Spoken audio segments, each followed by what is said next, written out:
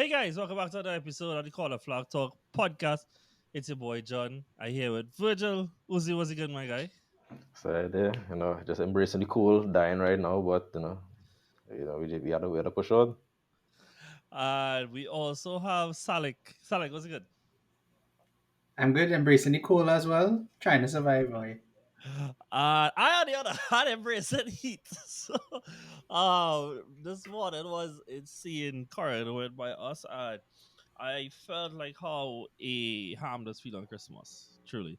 And yeah, I was gonna ask Salik something, Right, yeah.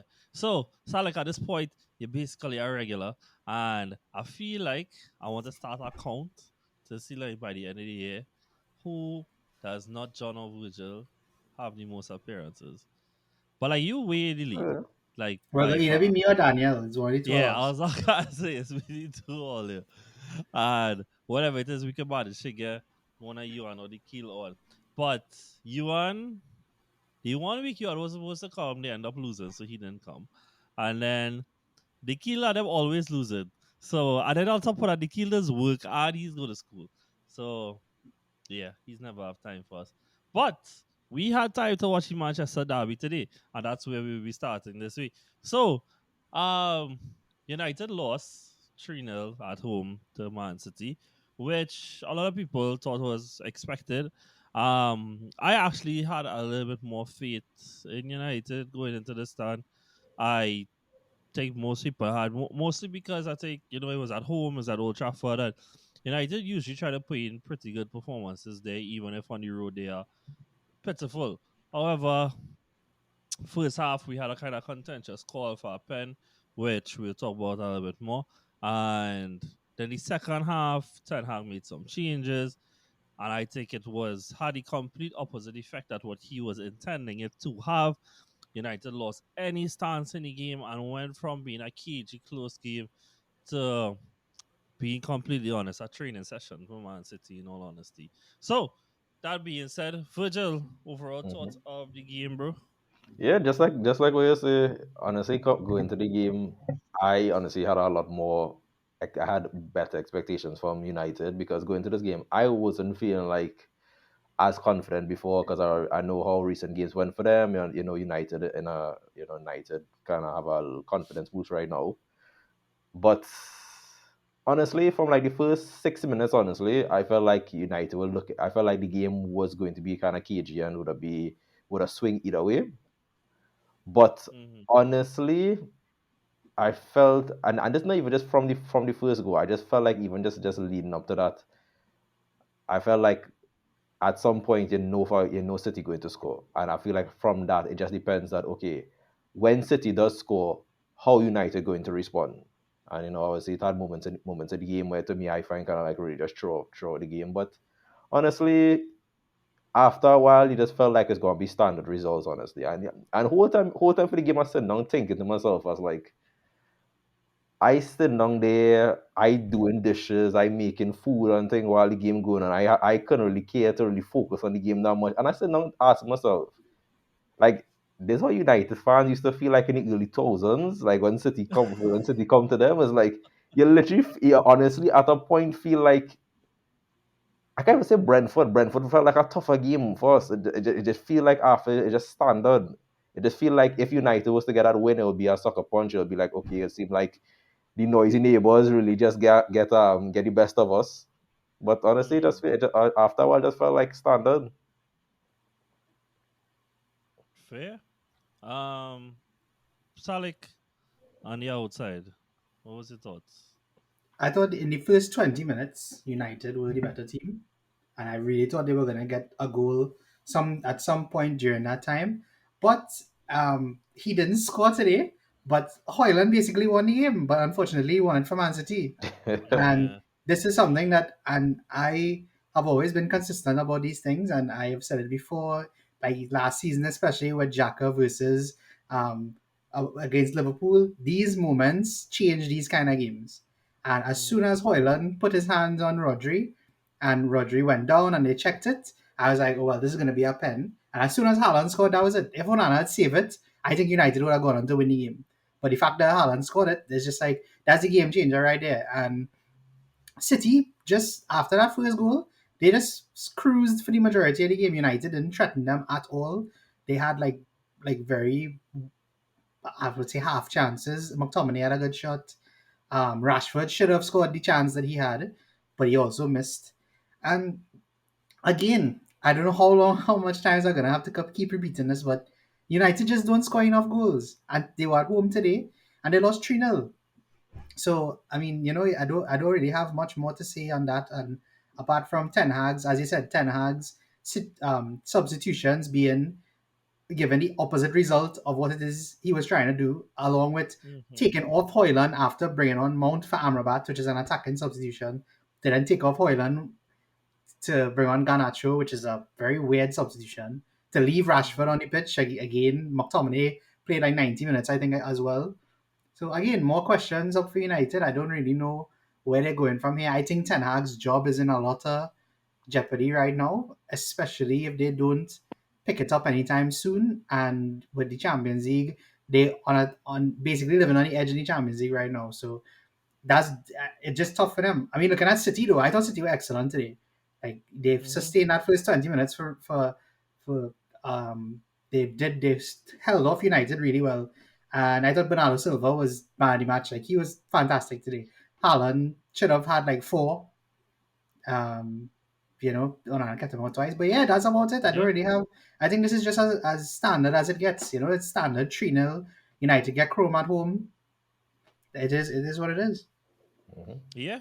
Agreed. And I mean, the first half was a lot more cagey and competitive. And I think you rightly point out the Hoyland moment. I'll be honest, I think it's really soft, depend. I I don't necessarily think that it had enough in that to call it, but it's one Don't of give the those ref a one. decision to make though. Yeah, yeah, Yeah. and that is it. As that he put himself into a position where there can be something given, and unfortunately it was. And there have been times that we've seen in the past where City would go 1-0, 2-0 up against United, and then, and I don't mean this sarcastically, but the United spirit will kick in, and they would remember who they are and actually play them for pride and whatnot. And we saw good comebacks in the past of, we all know like the 3-2 they had a few years ago and stuff like that.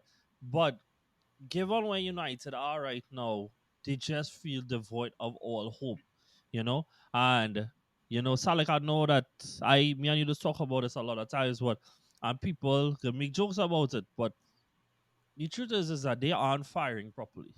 They aren't creating enough chances to score, and there isn't enough goal scorers that you felt the need to take off Hoyland in this game, which is your prerogative as a coach. But look at what you're bringing on now. And look at what is left on the field. And so I am never ever going to tell a fan of any club to not celebrate late winners and dramatic games and stuff like that. But then now, after the emotion subsides, and even maybe fans even had to do this, but the coaches, after the moments of the game where McTominay winning games late for you and Maguire winning UCL games for you, and Casemiro is the reason that Bayern result wasn't embarrassing, you need to be able to analyze why it is that my 400k a week left winger is not scoring at all and is never looking even ready to take sniffs at goal. That my striker has only scored goals and losses and has not scored yet in the Premier League. My right wing could be a toss up between multiple players and none of them are actually working. And so at some point again, this has to come back to the coach. On City side, like I said, after Amrabat came off, and I know he had the yellow, he probably was afraid he'd get a red. There isn't no real option outside of Casemiro to bring on, and he wasn't available. But after that, it really just became a training session. Like City's second goal it was too easy, man. Like it genuinely was. They Mhm. just slice a knife through butter, boy. It was so seamless. It didn't even feel like if they were trying, you know. And I Yeah. mean, people will hear me say that and say, you're clogging United. Dog, it's just the reality of where the situation is. And so then now we need to ask the difficult questions, which we love to do. So, first one, Salik Hoyland. Is he on fraud watch? I think he is, bro, and it's not because he hasn't shown that he is capable. It's just that they bought him not to look good. They bought him to score goals, and right now he's not scoring any goals. And in the Mm, Prem, you're not like you're not gonna they're not gonna get far if their number nine, who they are starting every game, is not scoring goals. And I don't know if they need to change the way they play or if need to start playing only for Hoyland, but something needs to change. And if Hoyland himself, mm-hmm. we are in the ten games in. I can't remember how many games Hoyland has actually played.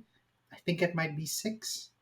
I can't remember, but I think he's had enough time that he should have gotten on the score sheet by now. And if he doesn't, there's just gonna be more pressure for him, which will only make it harder. So I think it's a huge bit of concern, and I think for lack of a better word, he is on fraud watch. He really is. Yeah. Virgil, Onana actually had a bounce back game today.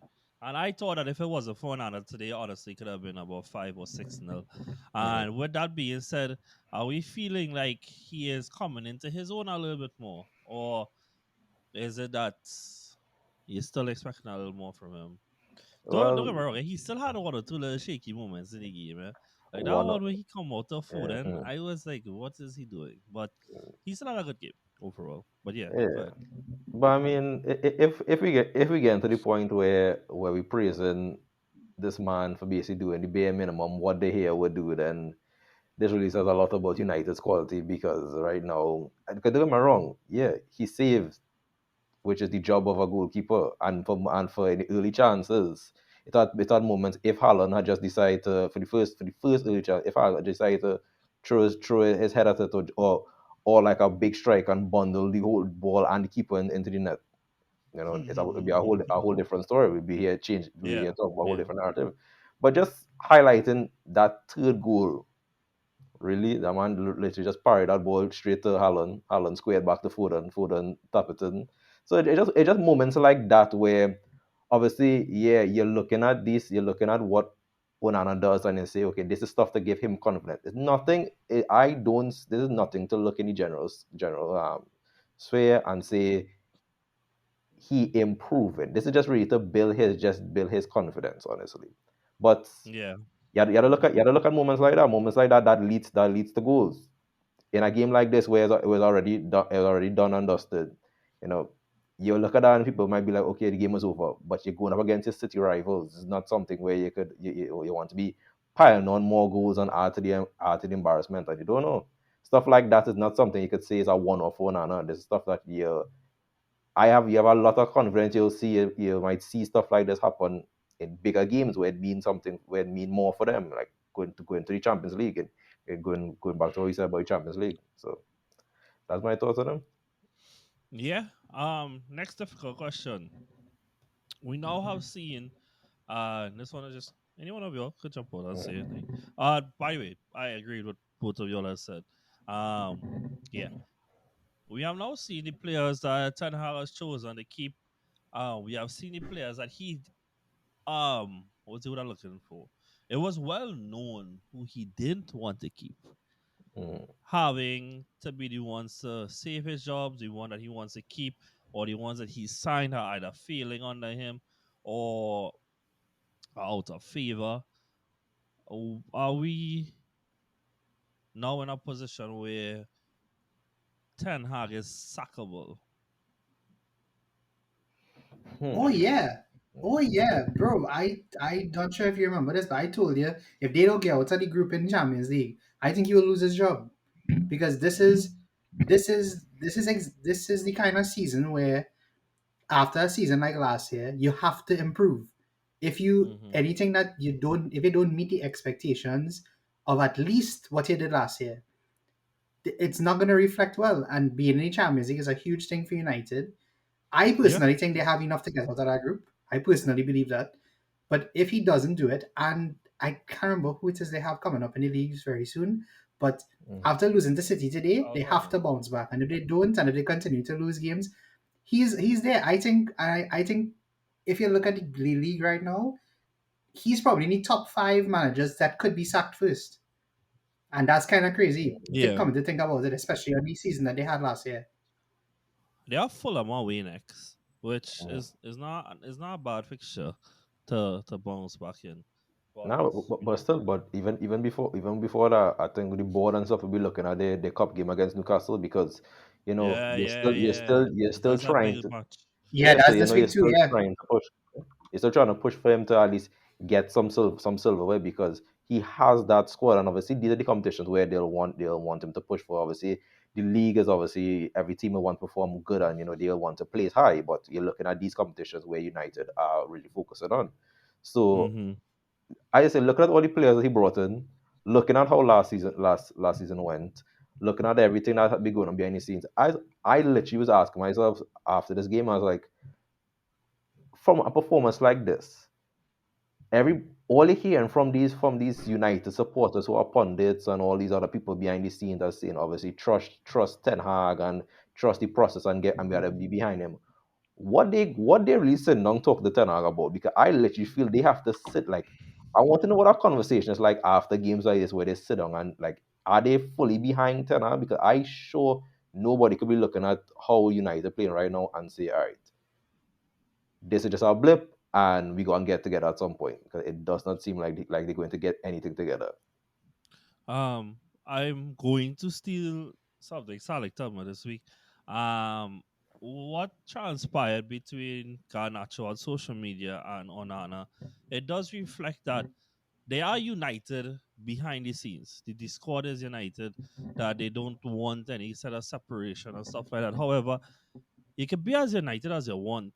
If you can't produce performances on the field when the time comes, it doesn't really matter. Um, my biggest criticism of Ten Hag continues to be the same thing over and over is that you have decided last year that there was a style of play that you saw that could have gotten you results that even though you were going a little close to the margins in terms of how you were squeezing out results, it got you top four. You are now here in this new season and you are trying to produce a different style of football now, which all credit to you. But there seems like if the players you brought in weren't built for that, they aren't prepared to play that kind of football. The players that you've retained, the players that you have pushed out, the way that the squad has been assembled by him. And I think everybody should remember that when he was now getting the job, it was a mandate by him that he had total autonomy over the incomings and outgoings. And whether you agree with that or not, what that does mean is that where the squad is now, it's on him.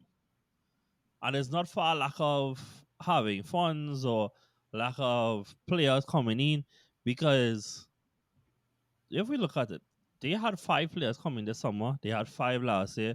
They had one in January. Like that is a decent amount across three windows. And now we feel like they have regressed. On Man City now, a little talking point is that we have said on the show that there was questions to be asked over Haaland in terms of impacting games, and this is the first game for the entirety of the year where his goals actually changed the game state of a game, and I think it was not a big deal because it's Haaland and it's City. I don't think like there's something that was like breaking him down, but it's something good for him to get off his back a little bit. That he Mm. had a game in the Prem, in a big game against a big opponent, that we will leave saying it was the Haaland game because it Mm. was all him. It was his two goals, it was his assists. That was it. It was his game. And I think it was good for him to get it off his back. Virgil, anything more to add to that?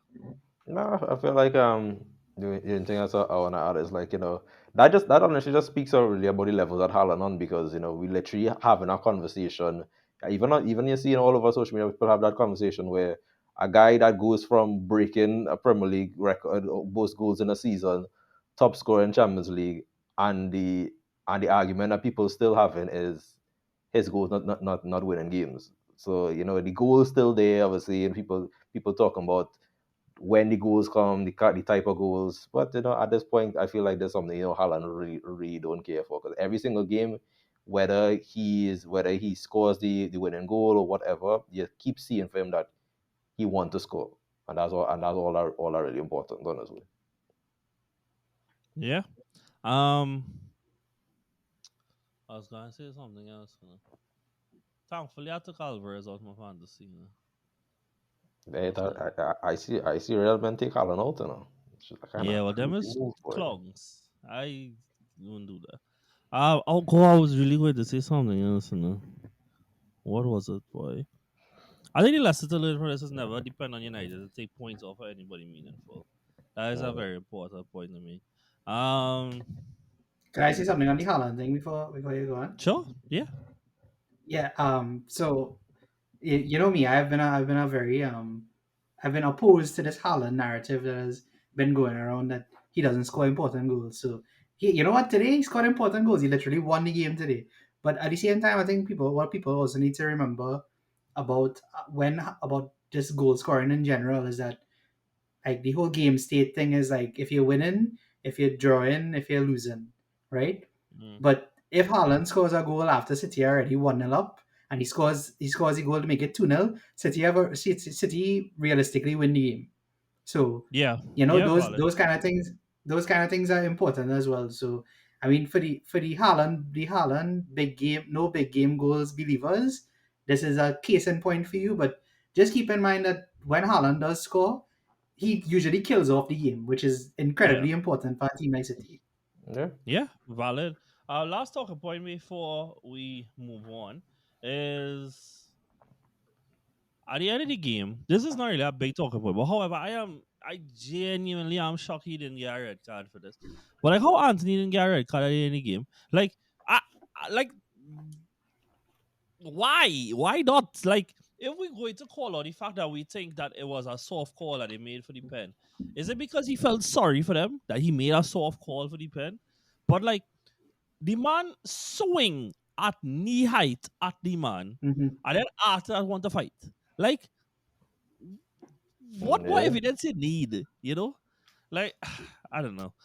I just thought it was really weird, boy. I like you can tell some of these footballers so brainless because you clearly know swing at the man, completely miss, and then you want to size up the fight. Like Yeah.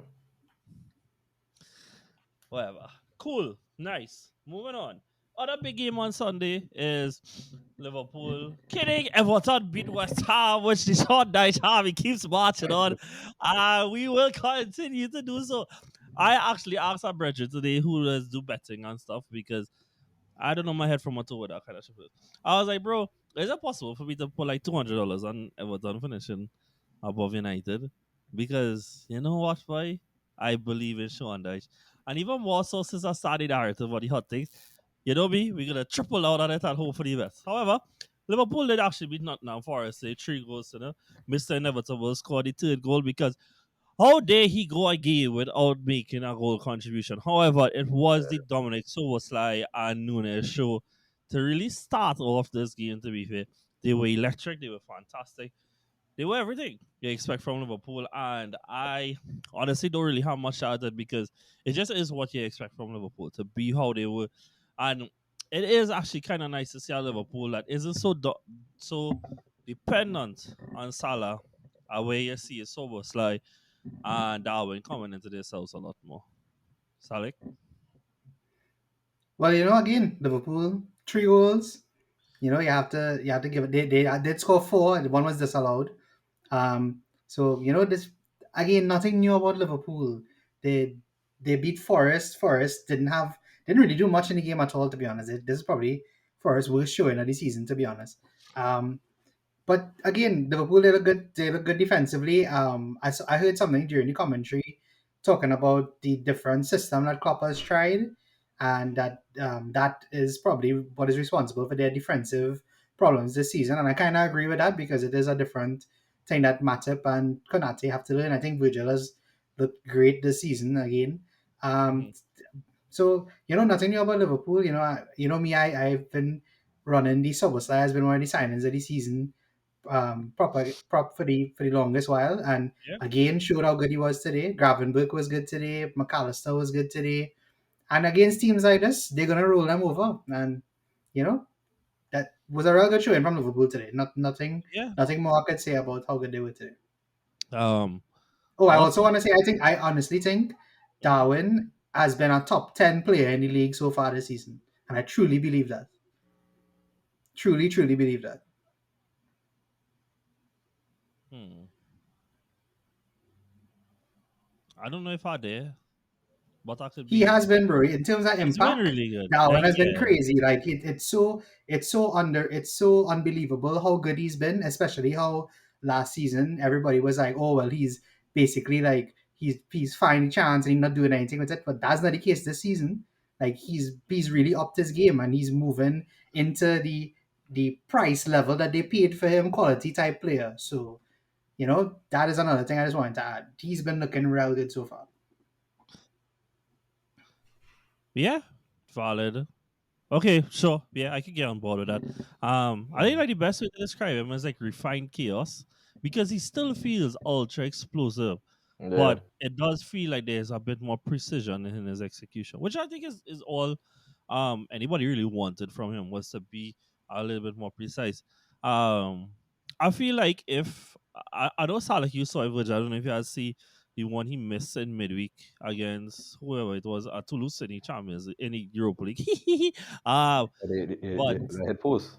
yeah, like Yeah. bro, the dribble he do around the defender, then to run around the keeper, like it all was looking so good, bro. And then he hit the post. Like I guess to some extent, you probably won't ever get away from that with Darwin. However, he is a really, really good player. And yeah, I could probably get on board to a top 10. Virgil, do you have anything to say before we move on to Yeah, yeah. So for the whole Liverpool game, obviously, yeah, I feel like that was just standard for them. And in moments like that, when club able to see how all everybody on the team was contributing and everybody looked good.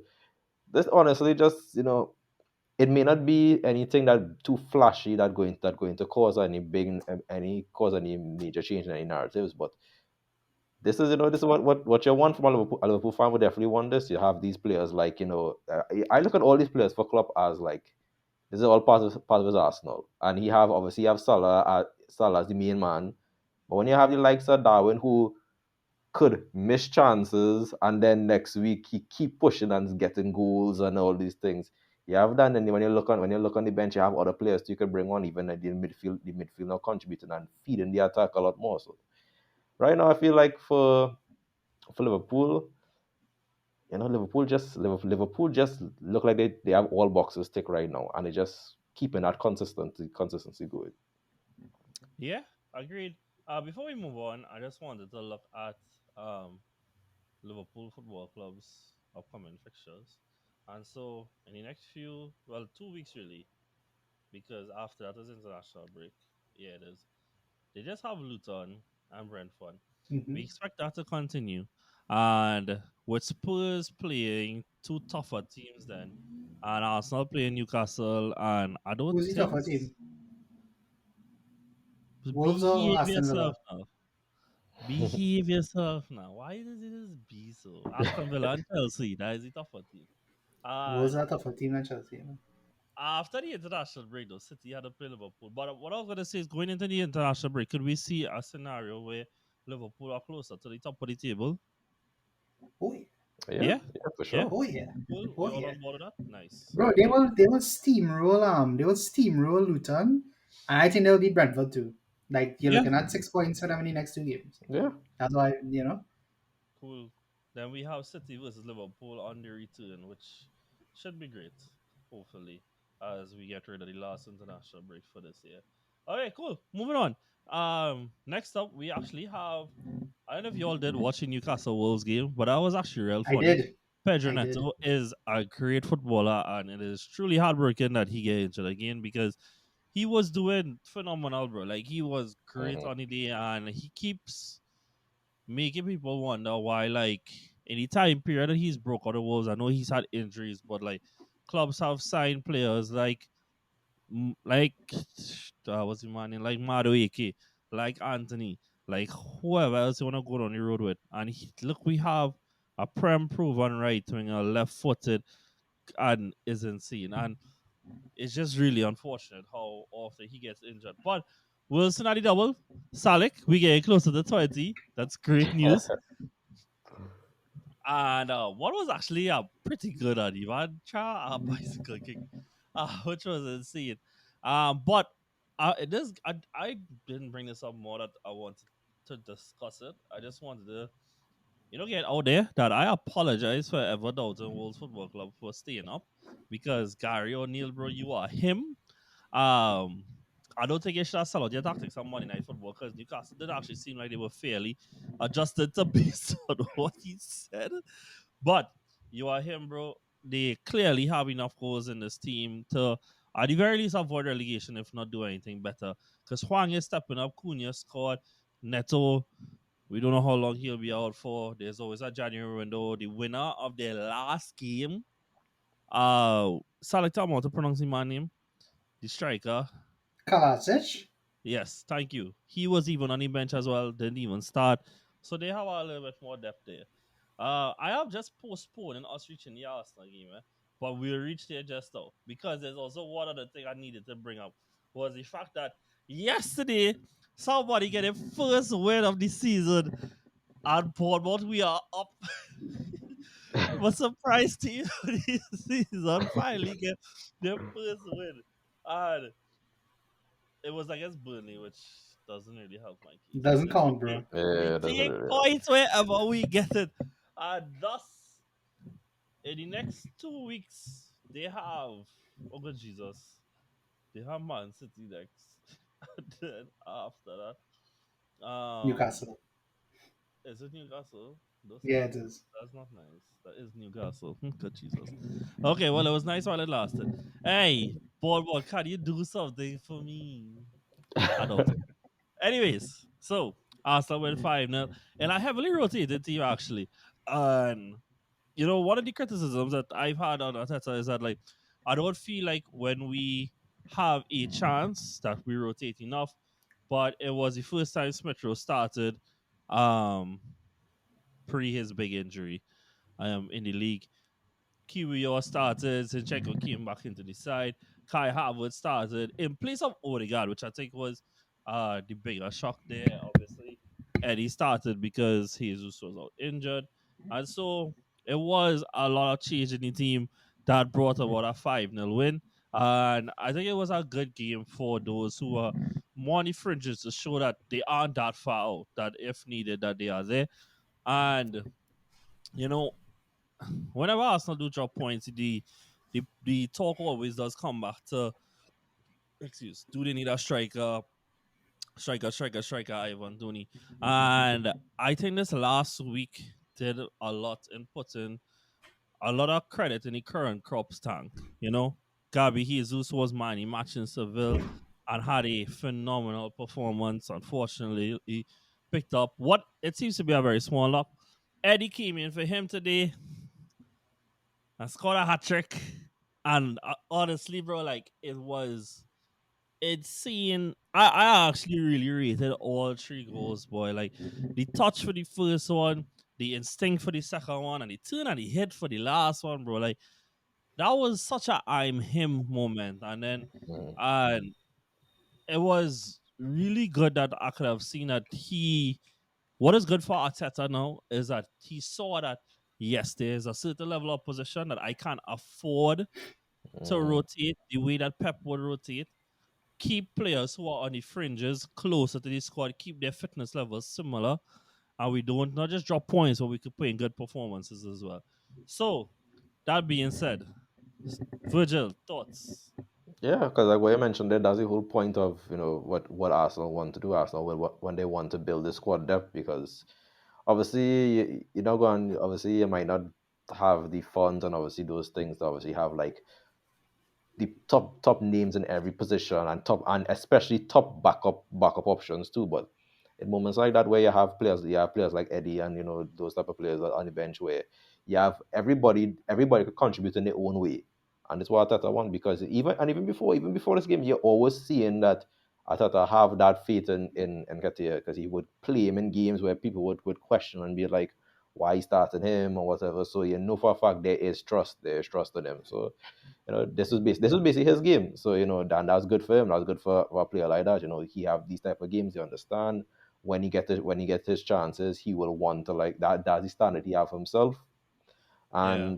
It's just good. It's just good for us now because good for us now. I They get a have player and get I a have 3 a point. serious question I wish I could ask. So I'd get here is that like why it is that when he is out injured, he actually performs really well. And these are the moments where I know he's called a hat trick, so easy to say it now. Like, but even like in the run last year where he came in and he scored twice against United and stuff. Like I thought like he didn't do as good as Jesus or in the style of play that I might even like, but he becomes very serviceable, which is all you could ask from somebody who is distinctly a backup option, right? Yeah. But why it is do so good here, and then when you come off the bench, when he is fine, but we need to come off the bench, it's terrible. Though. Like in Seville, I was so upset, and I can't lie. I have spent enough time this week saying this weekend, if he is fit, I rather Kai start on top, or rather Trossard start on top. So anybody besides Eddie, and then he comes and does this, which reminds me that that he's a decent striker and stuff like that. Before I bring in Salik, because there's not really much to talk about here per se, because we'll talk about the Chelsea game just now, is that what I was disappointed in this game, which is so sour to say that, but like as a fan, I wanted to see more from Smith Rowe and Havertz today. It's like today was a day where like you're seeing everybody getting something, and so even though that I thought that they weren't bad, like nobody was bad today, but like well, I was listening to like a certain things, right? But somebody was saying like when you realize how difficult it is to play for a top six team, that when you do get your chance, that you have to take your chance to actually do something to leave in the manager's mind that he could rely on you. And I'm not even saying that I wanted either of them to score or assist. Obviously, if they did, I would have taken it. But impact on the game, grab the game. Yes, I know that is fodder. Yes, I know. Sorry, I really don't mean that this is actually the Sheffield, but even though I know that they're a team that we're supposed to be, that we're supposed to run over, that I wanted to see a little bit more personality from them in the game. So yeah. Salik, is there anything you wanted to say before we move on to Chelsea? I totally agree with your point there about Smith Rowe, especially because I thought this is one of the games where I was very surprised that he did start. So I was like, Yeah. well, if there's no better chance for you to take than today against Hmm. Sheffield United, arguably Mhm. the worst team in the league, Yeah. go out and get your goal, bro. But he didn't do that. He didn't. I personally didn't think he had a very good game. I don't think Havertz had a very good game either. I expected Havertz to at least get a goal yesterday, Yeah. and he didn't. And I don't think he was very effective anyway. And my biggest criticism of Arteta has been like how he manages certain games, and I think the issue that he has now is that how does he rotate the team to always keep them fresh? And I don't think he should have kept Saka on because y'all were leading like 3-0 by like the 60 something minutes. He I took don't out think Saka Saka though. should. Yeah, we took him off the lead. He took him only 70 something minutes. So he took off, Honestly, I think, I think it's because he had a little. So there's a record within Arsenal that if he had scored today or assisted today, he would have broken it. And I feel like he wanted him. Well, I think Saka would have wanted to yeah, but get he some. didn't do it in the end, right? So it didn't make a difference. Yeah, So yeah. I mean, like in I would have taken him off because Mhm. Saka needs rest. Like he'll be going to get to a point soon if he doesn't start giving him less minutes, where you're gonna see his exhaustion and not gonna be good for him in the long run. Because how old is Saka? Saka is 22, right? Yeah. 21. Right. We can't continue to put so much on Saka. He's still a young player. Like I we mean, know he's a very good I player. think the good thing is like well midweek we have the cup and like I don't think anybody expects him to start then. And like I actually do think that the team that ended that game is probably the team that's gonna start midweek. Well most of it. So like Trossard one But side, right, so I Smith mean, side, that's for me. the That's other even more reason that they should have taken off Saka by like when he was leading 3-0. So side. like Yeah. because the All game is gone. Even if Sheffield scored one, they wasn't gonna get back into the game. Like Yeah. we could be totally honest about it. And I mean, the last thing I'll say about this is like, Jesus Christ, man, Declan Rice, what a player, man! Like Jesus Mhm. Christ, like just Bro, like like, why do you have to go to Arsenal? You know, like my goodness, but yeah, what love a that player, man! man, boy. What a And player, man! you know what, boy? And you know, if this was during Fergie time, we would have never lived in a world where Fergie would allow them to have a window go and they didn't get either one of Jude or Declan. Yeah. And I think I agree. that is so indicative of where they have fallen now. That they are no longer the prime spot that English players just want to go. You know? Like, obviously, we are very far removed from when Rooney went from Everton to United, right? But, like, we never heard afterwards of, like, oh, well, Arsenal was in for him or Chelsea was in for him or whatever. Like, English players just wanted to go there, you know? And that's how times have changed now.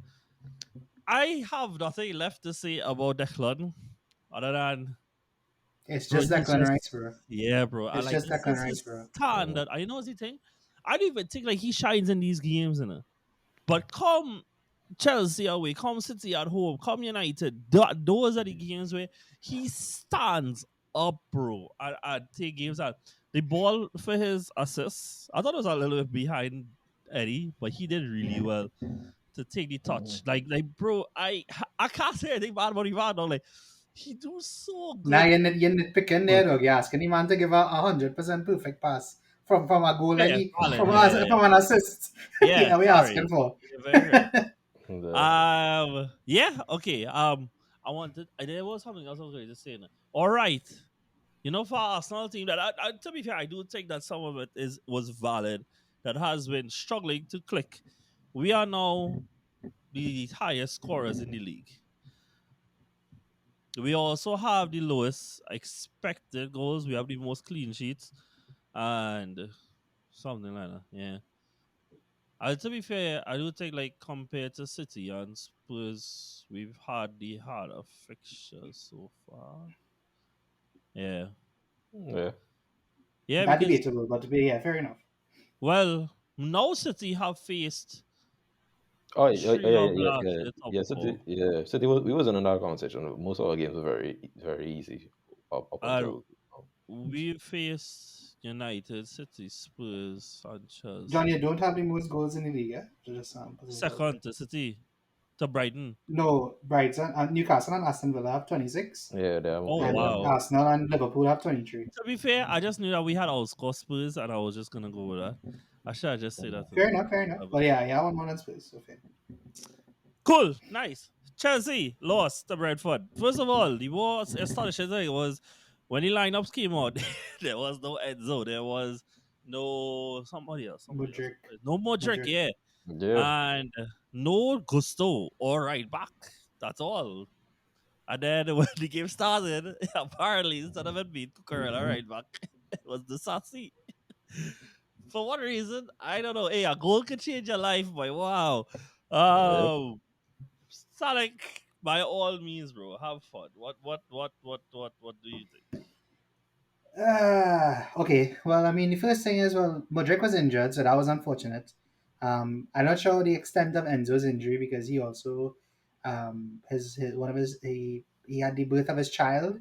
I think it was the day before the game, so I don't know if that played a part into it, Mm-hmm. which is perfectly fine. I have no problem with that. But at the same time, like this is a game where you really have to look at Pochettino because why is it that we are playing a centre back at right back when we have two right backs on the bench, mm-hmm. and on top of that, the one of the right backs who was on the bench played the last game that we won, and played pretty well, and like and it's just so unbelievable that we are back to this stage where we playing players out of position, and this is the topic of conversation for Chelsea because this is exactly what happened with Colwill, and we still at that point.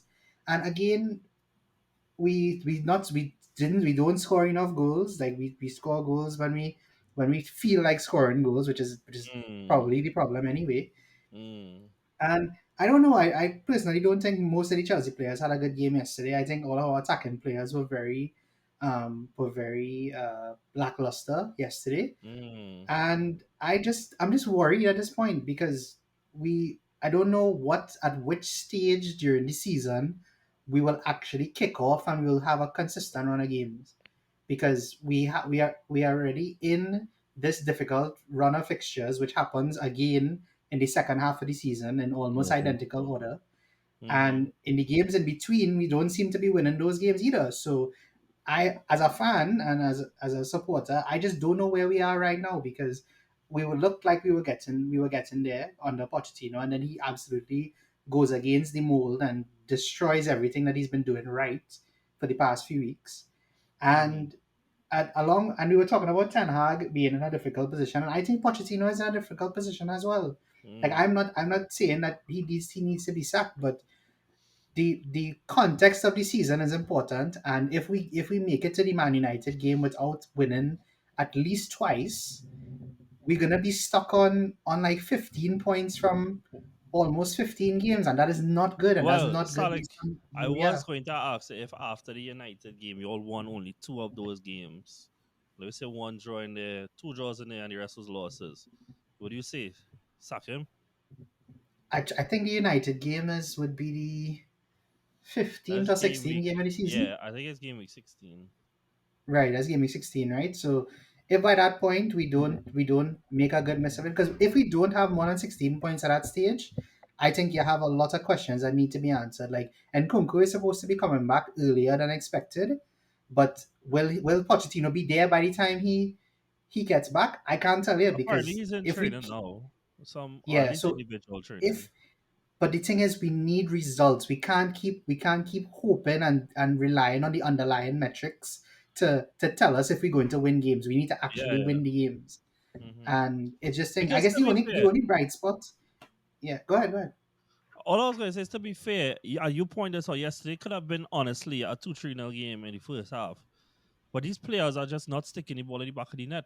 And therefore, what I was going to ask then is like, is the conversation bigger than Potter, bigger than Lampard, bigger than Pochettino? That is there a fundamental issue with the players that are being recruited? Because then now we are not talking about a scenario where the players aren't getting in positions that they aren't getting chances. It's just a quality issue. And Poch, obviously, this is not a Poch issue. This is a bigger issue than Poch, because he is not the one that brings in these players. Like we all know how invested Bowley and the other guy is in terms of what they do bring in. So then now that's what I'm asking: is it bigger than Pochettino? I will say no, because at the same time, if he sees the players every week, right? So there are obviously things that we don't see. So he must know who is his best finishers and put them, and he has to put them in positions to score the goals. On the flip Hmm. side of that, which and if so, let's say I agree with your argument, right? What would be the way to get past that, right? The It would be to be corrective, solid at the back. yeah, mm-hmm. Yeah, no, but how would you counteract it? You be solid at the back, so that Yeah, if you manage to get one goal, you could probably win the game. And the problem is we're not solid at the back.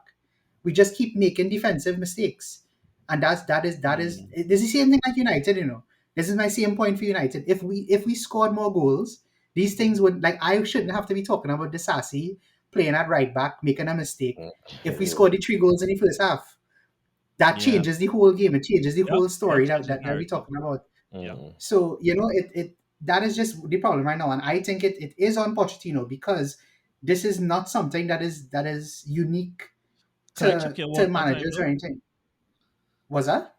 I still I'm gonna check you one more time then now, Go because the ahead. difference I would say though with y'all and United is that we have seen evidence that there could be something brewing, that there could be multiple goals in a game. Because the exact scenario you talking about here, which is 100% valid, we saw it right before the international break with Burnley, right? Where y'all conceded, but nobody cared because you scored four, you know? And it did look like the goals were building. In fact, up until Arsenal, the goals looked like it was building. You know, even no matter how fortunate or not the circumstances was, the goals was flowing. This is the first time in 5 games, I think, 5, 6 games that y'all went without scoring. You know, are we being a bit harsh because of how bad the larger picture is? And this could be a small blip, I'm asking. No, but you have to take it into the context of the season. And Season. John, I'm gonna make a I very was just playing serious devil's point here, advocate right? there. No, but I want you to answer this, right? Okay, We sure. don't have any Europe this season, right? Yeah, Mm-hmm. valid, We yeah. have one game a week in the Prem, right? Mm-hmm. If the biggest thing that I've been hearing since the Brentford game is Chelsea don't know how to break down a low block, right? That's what I've been hearing for the whole of the week, right? What were we doing in training this week? Not figuring out how to break down a low block. What do Brentford do? They sit back. Everybody knows how Brentford plays. This is not like Mm-hmm. they change their tactics for us. We literally play it into their hands. This is what they do. They soak up Mm-hmm. pressure. They hit on the break. That's literally how they Yeah. play. So I want to know what is being done behind the scenes And I because can't lie every though, time there's something that's keep tactically. going wrong that is obvious that is there to be fixed.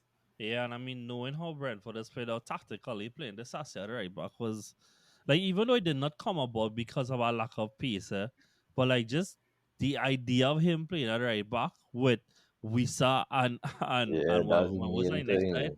That sounded to me like suicide, But I agree. I agree. And therefore, it comes back to what we was asking earlier: is that can Poch move on from what his current midfield is to get more players on that are actually capable of doing more with the ball?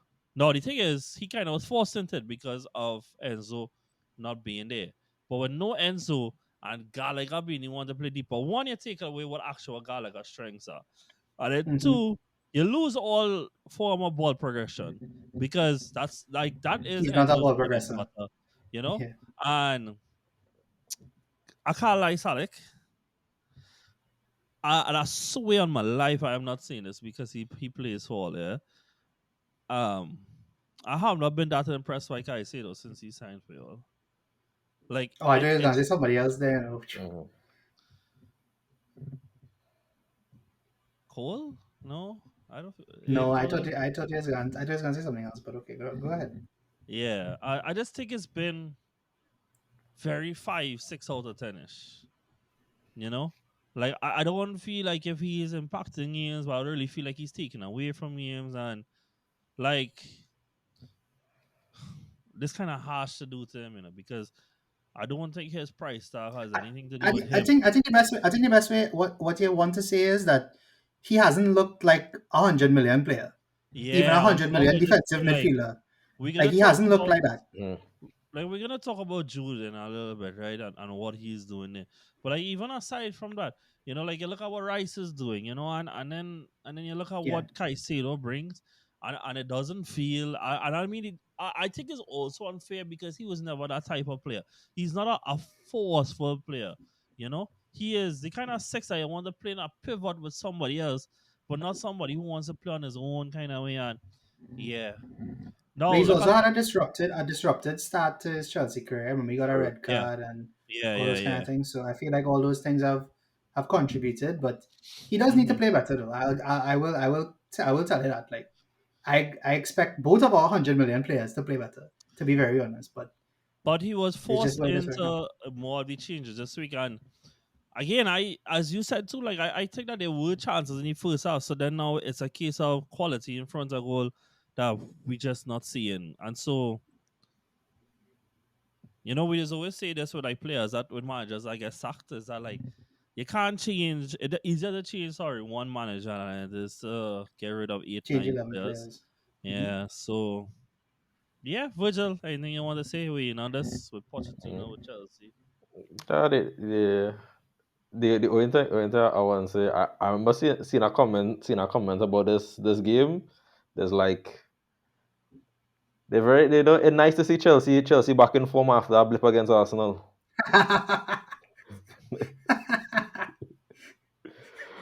But yeah, the only thing else I want to add to that is from what you mentioned there. You just mentioned the name of Wisa and Mbamo.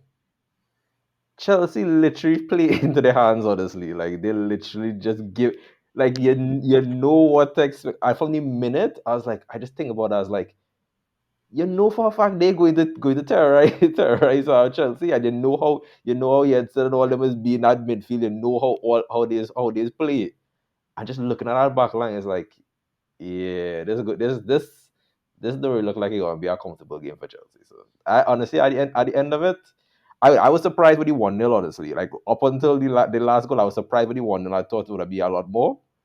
I was thinking to myself, okay, Chelsea might Spurs Chelsea is might such a douchebag, I was man. like Chelsea might make a little 1-1 draw, but then from the moment that last goal comes, I was like, yeah, this sums up. This literally sums up the entire game, honestly. Cool. Nice. We can move on to Spurs before we talk about El Clasico.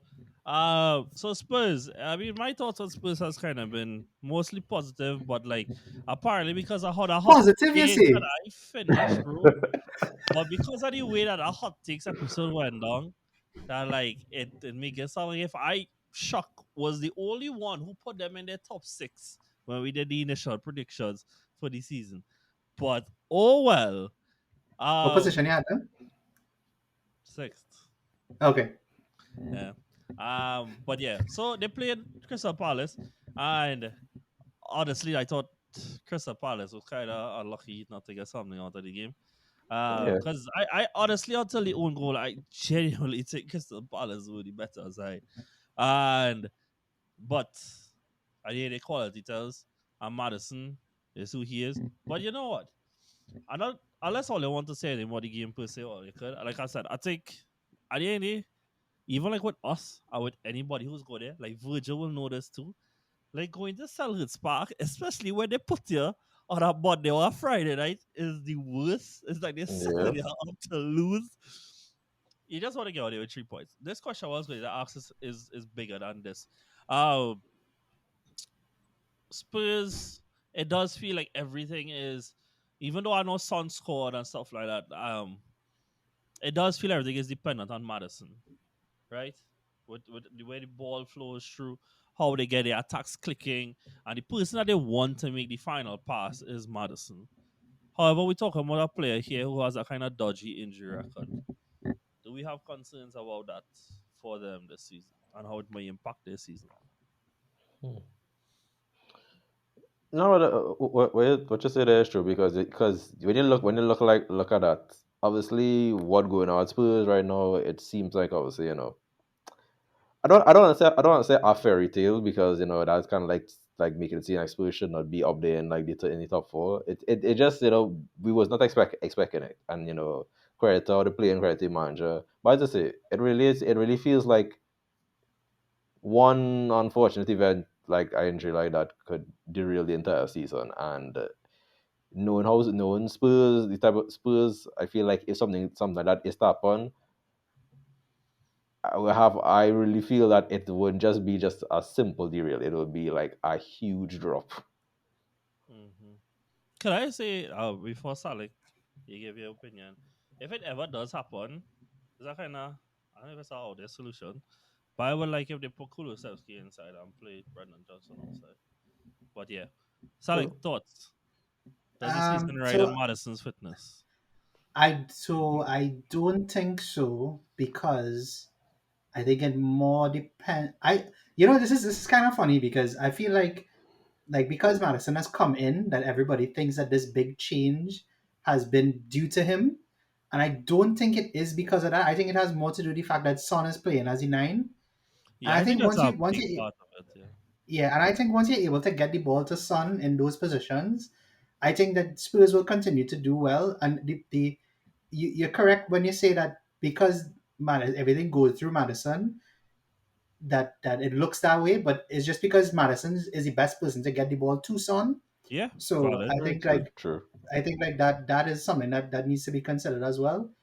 And also, I feel like because Spurs don't have as many games, I think Madison's injury record may not be. He might get injured throughout the season, but I don't think the effects will be as bad because he will have more time and stuff like that. To be True. And fair, Spurs also have a very good front line off the bench as well. Like Brennan Johnson hasn't started a game, I think, since he's been bought. what is it? Richarlison, Richarlison, Solomon, and no, Richarlison starting. Well, yeah, continue. he's starting now. So, like, I mean, and he's not playing. I don't think Richarlison is playing well. So let's just say there's a 5 game period during the season where he decides to play well. that might be 15, Yeah. 10 to 15 points that they Like, win in I that time. genuinely would have liked Solomon to get more of a chance to Yeah, start. I agree too. Yeah. I think he's that kind of player. But I mean, they're playing well right now, and they don't need it. And the final thing I'll say on Spurs is that, well, actually, I have two things. One is that the defense, I think, is solid enough to sustain them for the season, even if they need to scrape out draws. Mm-hmm. And the last thing is that I think that the thing that we have not taken into account is the return of Bentancur, because I saw that he was on the bench this week, He was. Yep. and I think him coming back is going to be a totally new dimension that Spurs are going to get, because he is the most dynamic midfielder that they have. So if you're able to fit Basuma, Bentancur, or Sa with Madison, you're looking at an extremely dynamic, energetic midfield. Mm-hmm. Yep. And that I think those things can take them forward, even if they don't have Madison. I think Bentancur coming back is a good thing for them to have in the Arsenal, and that's good. I could see them continuing. I don't think it's solely on Madison, though. I really don't think so. I would say that I also have concerns over how many sources of goals that they have in the squad. However, even though that Son is there, obviously their biggest source of goal, what is something that they have in their camp that is good is that they probably have the second most clinical player in the league, behind Haaland. And like I mean that with all due respect to Salah, but like he just is like shift shooter is the man bread and butter dog. Next question, which is kind of random, but where does Gregory Van der Weel stand in your signings of the season? Is he up there? Who? I know his name, Van der Ven. Mickey Van de Ven, you mean? Oh, what's it, Gregory? Wow, You said terrible. Van de Wiel. He's a totally different player. Wow, only know who I mean though. Wow, No, nice. that's what I asked. I was kind of confused. But can I say, I did that man a disservice for not putting him in top 10 times this season. Truthfully, Yeah. he is. You know what he is reminds me of. Do you remember back in the day when Varane was like extremely fast, Yes. and Oh like he my caught up to? goodness. You remember? Yes. Do you all remember when he caught up to Aubameyang that one time? Yeah. And Yeah. Virgil did it as well. That is what Van de Ven looks like to me. Like he is one of those extremely fast centre backs. Physical That specimen. Yeah. yeah, bro. He's like I did not expect him to be that fast. Like I think he could catch most of the players in the league. To be honest, in a Yeah. sprint from the defense, I think he could catch most players, and I think he's been a great signing. I think he's half the reason why Romero has looked so good this season. I Yeah. I was going to say that dog. And like and all the praise Spurs get and like I do think that a lot of their players are at their level here. But Van der Ven is one of them that have me thinking like if he could go up again, you know? So like teams that could compete for Champions League and stuff like He's that. the Yeah. perfect complement to Romero, in my opinion. Yeah. Yeah. Virgil, anything you want to add before we come Yeah, out because of yeah, because I feel like obviously how we kind of like underestimated him, but it wasn't in a way of we felt like it was a bad sign, and we felt like it was a sign that they did not need. We just felt like it was a player that came in, and we were just sitting down there waiting to see how it would go. And honestly, it going well, but it going surprisingly well. It going like way better than I expected. Because this player, I feel like Spurs, he stayed there. Obviously, once he have a good partnership, once he progress well, he'll be up there, because it have many young footballers that we talk about right now and talk about before. But with him, I feel like if he continues, we know the quality of centre back Spurs used to have in the past, and you used to pride yourself on that. Yeah, I feel like he could definitely be up there as a top centre back. Like a lot of big teams, I say a lot of Champions League teams will be looking at. Yeah, fair enough. Cool. Moving on to the Premier League now. Um, El Clasico was on Hmm. Saturday. Yeah. Yeah, Saturday. And so I had on that and I had on the Arsenal game at the same time. Gundogan opened the scorer through some terrible defending. Barca then went on to pretty much dominate the first half of the game. And a lot of half chances, missed chances, a lot of the posts being hit. And it felt like if Barca was just leaving too much on the slate for Real to come back in. I guess Hmm. who? out of everybody would have show up for Real Madrid to put them back level in the game was Jude flicking Bellingham with a phenomenal strike, makes it level. And then in the last minute of the game, Jude Bellingham right place, right time to put them 2-1 up. And what I would say is that, look, I don't necessarily think that Real would be better team per se or whatever. However, Barca, because of not taking their chances when they were on top of the game, Yep. left Real Madrid with a scenario in which Real Madrid historically loves and thrives in. You give them the last 20 minutes of a game where it's close. That is their bread and butter. To turn on a switch in the last 20, 25 minutes, and Jude Bellingham has come in and embodied that as well. But a lot of late winners are ready for him. This is just not another one to add to it. Salik, you had any thoughts on the game, bro? Not surprised that Real finally came back and won the game because I thought Barca was gonna win at some point. But I mean, the biggest takeaway for me from the game is that this guy is probably the best player in the world right now. Yeah. There are very few players in the world that are doing what it is he is doing right now. And look at the club Run he's doing that it for. Ballon d'Or! If you look at the club he's doing it for, it's Uh, and you know the thing. I don't hate Bellingham, man. I love him to bits, but I have to say, man, this is ridiculous. mm-hmm. Like Yeah, boy. like this is almost like this is striker level goal scoring It from is. a midfielder. Yes. Like, and he's the level of player, man. It's ridiculous how good he is. It's honestly ridiculous, and I'm so glad. I'm so glad he scored and they won the Clasico. And And I mean, I don't know what else to say. I could pass do you know for with that Barca, but second goal, he has now surpassed Zidane's greatest goal tally for Real Madrid. Well, really? in Yep. a season or like In a all season. all In a goals. season. Yeah, the most goals Zidane ever had a season. He's supposed to start in, like 13 games, 12 games, something like Mm. that. Unreal, But bro, bro. the man is he's a Real Madrid player. Like he just is. He's that quality. He's one of the best players in the world. It's just our honor to watch him right now. He's probably, I don't know if it's a purple patch. I don't know if it's going to be a purple patch. But I'm just Right. gonna keep riding it because Yeah. he's so good. And, It's and, just so good. and let me tell you something, yeah?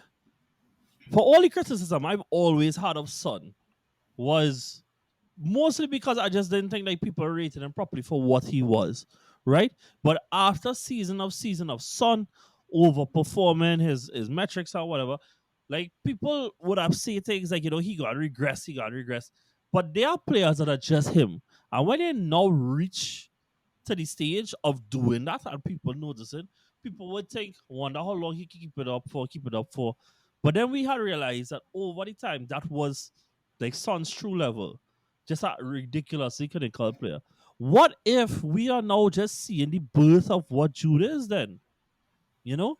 Like nobody, just being very real, right? Nobody was really paying attention like that in Dortmund. And to be fair, he was a big part of the team that carried the title to the last year against Bayern Munich. One of the few teams to do that over the last 8 years or so. Then now we are Real here. What if we are just seeing him bursting into a role that was born and made for him? Because Yep. guess what, if anybody over 40 listen to this pod and probably don't like what I'm about to say, but if he keep up like this, nobody's going to remember the number 5 being associated with Zidane anymore. This would be Jude Bellingham's number. Mm-hmm. And Well, I mean, that's a tough one. But I mean, if he continues this way, there'll be very Yeah, few boy. debates. Be yeah, very few debates. yeah. On Barca side, Virgil, you have anything to give them? Barca, yeah, just well, similar. So as I said, after the early chance, I know for a fact that quality just because the individual quality from obviously a top player from like Gundogan. But now that was done and everything was left up to Barcelona to act for the rest of the team now to add to the score line and push for those 3 points. I feel like everybody just let the whole team down. Everybody just felt like it was missing. It didn't feel like they want to push at some point. And I kind of understand why, because I know we still talking about we trying to just talk about Barcelona.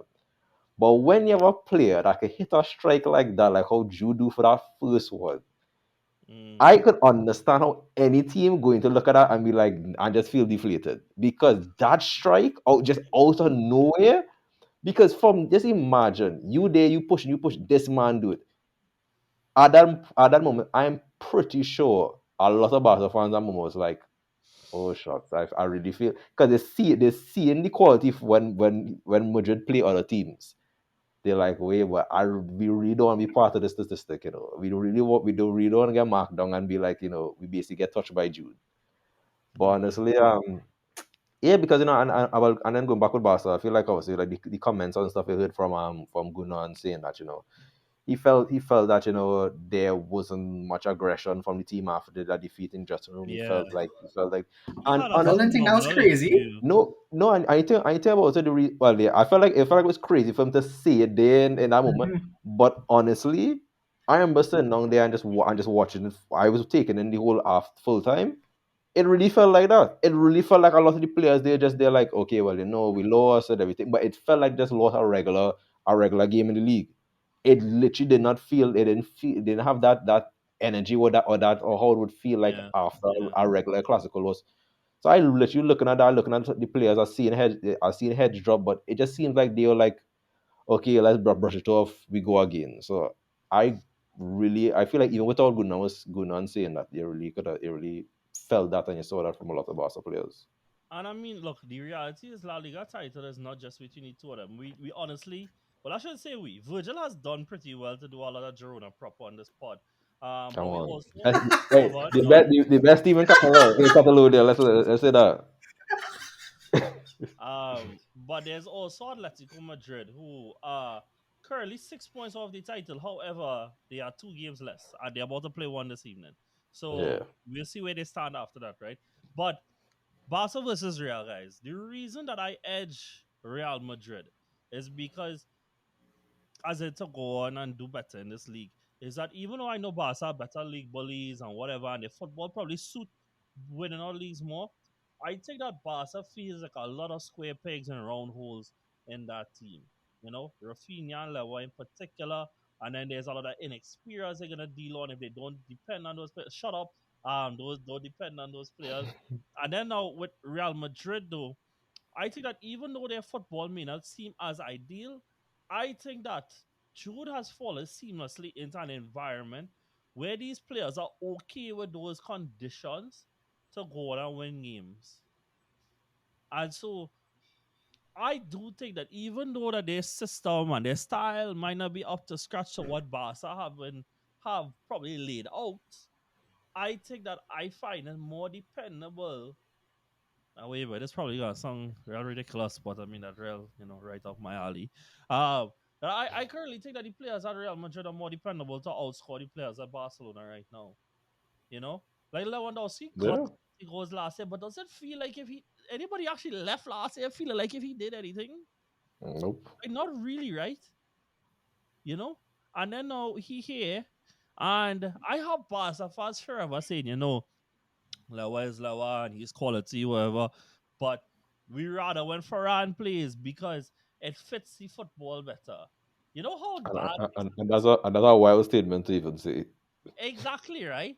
Because Farhan is not good at front of goal. But because he adds so much outside that, so I give square pegs and round holes, right?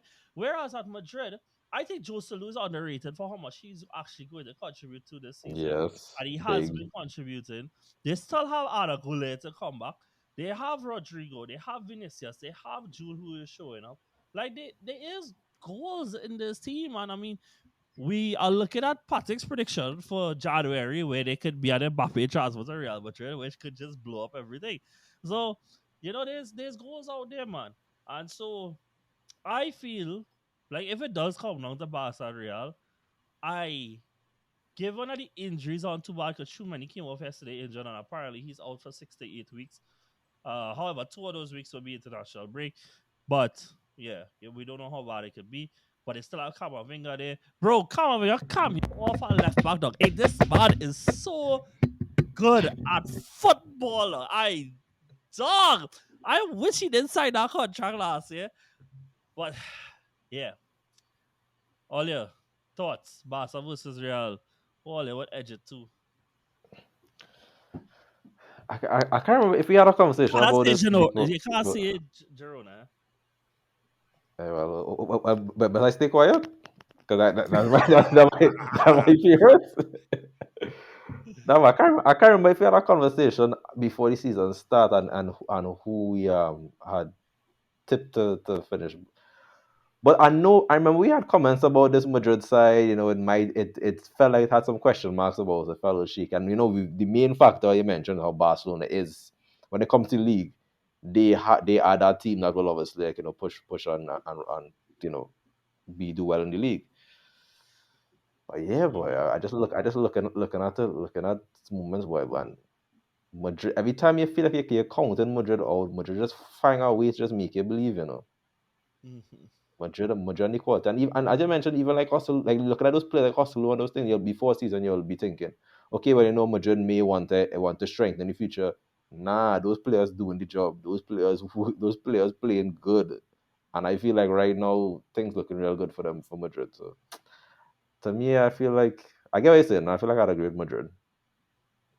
Salik, anything? I'll go with Madrid too, mostly because I have not been impressed with what I've seen from Barca in the Mm-hmm. sense that I've been wowed and I've been like, that's something I could really get behind. But Yeah, man. for Madrid, I feel exactly the opposite.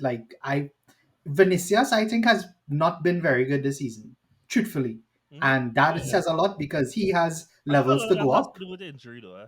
Like he has Yeah. had a really soft Yeah. start season. But even when he's played, I don't think he's been at the level he's been Yeah. at for the past Yeah. few years. Valid. And I think if he gets to somewhere near that during the season, Real are gonna shoot up again. I guess Camavinga didn't play. I think I don't remember when Militao was supposed to come back. I really don't remember. But that's another thing too. Mm-hmm. So and Courtois has to come back too. Like they're playing with Kepa and goal right now. So I feel like there are more levels for Real, but I feel like Barca right now are whether it be because of the squad that they have or injuries or whatever, I feel like they're firing closer to all cylinders right now than Real. And you know what's the next thing I would say about Barca is that honestly, I think Barca have a soft stomach, Like Barca get through in the group that they have. But under Xavi, they've come out the group stage twice already. And they come out as in finished third, right? They Yeah. should come out this group. Like they are top of this group. They have 9 points here. And they should come out this group, right? But let me look at the teams that they could face. Granted, obviously this is not cemented, right? But like currently the teams are in second place. And this is not the Champions League part, guys. We're gonna do that after. They have Leipzig possibly up there, Dortmund, or whoever come out of the group for that day. They have Inter Milan, they have Napoli, they have Lens, they have Galatasaray. There's a lot of teams there that, yeah, name for name, you wouldn't put them in the same category Barca, but I would favor them over Barca. I favor it's over Mm. Barca by far. Like just being real, but it's a anyway, come into this now. But yeah, and I think Barca was soft core, you see. And I'm yet to I think the way that La Liga panned out last year is a big reason as to why they won it. Because it just felt like they ended up running away with it. As well as it just wasn't conceded because Ter Stegen had a superhuman year. Regression to the mean is now could you behave? Regression to the mean means that no, they are conceding goals like what they did. So, yeah, that is not an indirect against Araujo, though. He's still a good player. But that also could mean that Ter Stegen had a supernatural year last year. Moving on to somebody who I think was robbed of being in the signing of the season's conversation is a man whose father was legendary in football. Hey, He has a brother in football. He scored the winner against Roma this week. His name honorable is mention. Marcus Thuram, boy. And Yeah. talk about like hitting the ground running since he's been there. He has several goal contributions. He scored once or twice. I think it was twice in the Milan derby as well. Virgil. Sorry to bring up painful Yeah. memories. Yeah. That's twice. Yeah, yeah. Sorry. And yeah, they scored. They won 1-0 today as they beat. How would I pause it? As they beat Roma, who have had Mourinho up on the chopping board as a possible, you know, to go. We record this as AC about the face of Napoli, by the way, and Inter will stay top for this weekend, no matter what happens. Did Juve win yesterday? They didn't. Yeah, they did 1-0. Mhm. No. Yeah. In the last minute of the game, fire a fella named Cambiaso, and Yeah, it can be Aston, that's true. I ain't going to pretend to know who that was. He's someone at left wing back though, so Isn't that Cambiaso's son? Like I Esteban was going Cambiaso's to son? ask you that if that was his son. I don't know. I really don't know. No, too sure. In the Bundesliga, Dortmund again doing Dortmund things. Went to Newcastle, win 1-0, and then come back to the Bundesliga and concede 3. Most Dortmund thing ever. However, the Xhaka army marches on and we continue to stay at the top of the table with a 2-1 Yeah. win over Freiburg, as well as in another great thing for Englishmen this weekend. I mean, Eddie scored a hat trick, Jude scored 2 in the Clasico. Harry Kane get a hat trick in an 8-0 win for Bayern this weekend over Damsgaard. And the last thing before we cut off this part and we go into the Champions League stuff is PSG won this weekend after winning midweek. They won 3-2 in what was a very back and forth game. However, can't get Lee for Mbappe first goal, bro. Phenomenal pass. Stocks there to be invested. Zaire Emery, by the way, bro, I've been really impressed by this guy, boy. Probably one of the best youngsters in the world right now. I Yep. really, really, really do think so. I really like him. Okay, cool. Nice guy. So we're gonna take a break and we'll be back shortly with Champions League halftime. That's what we're calling it. Analyze what's been going on so far, predict a little bit down the road, as well as I'm gonna be putting some trivia to these lovely gentlemen. And we'll see how they go. So don't go anywhere. We'll be back in a moment.